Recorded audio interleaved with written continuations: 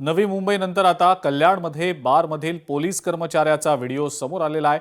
लोकशाही मराठीनं याचा पर्दाफाश केलेला आहे। कल्याणमधील पोलीस कर्मचारी प्रल्हाद चौधरी यांचा हा वादग्रस्त व्हिडिओ व्हायरल झालाय।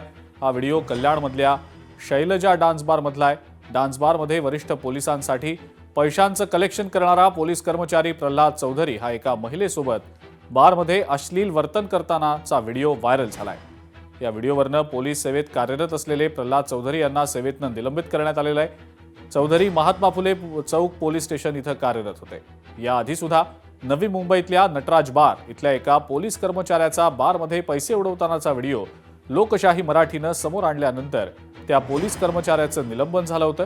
आता मात्र नवी मुंबईतल्या डान्स बारमध्ये पैशाचं कलेक्शन करणाऱ्या मध्ये पोलीस कर्मचारी पोटेकर याचं नाव पुढे आलेलं आहे। वरिष्ठ पोलिसांसाठी बारमधून कलेक्शन करणाऱ्या या पोटेकरचा पर्दाफाश लोकशाही मराठी करतेय।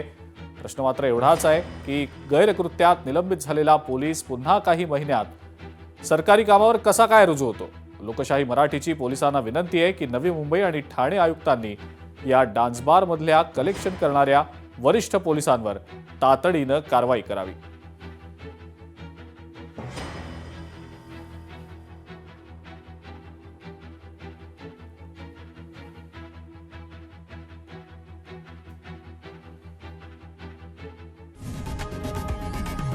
लोकशाही मराठी ऐका, पहा, जागरूक रहा।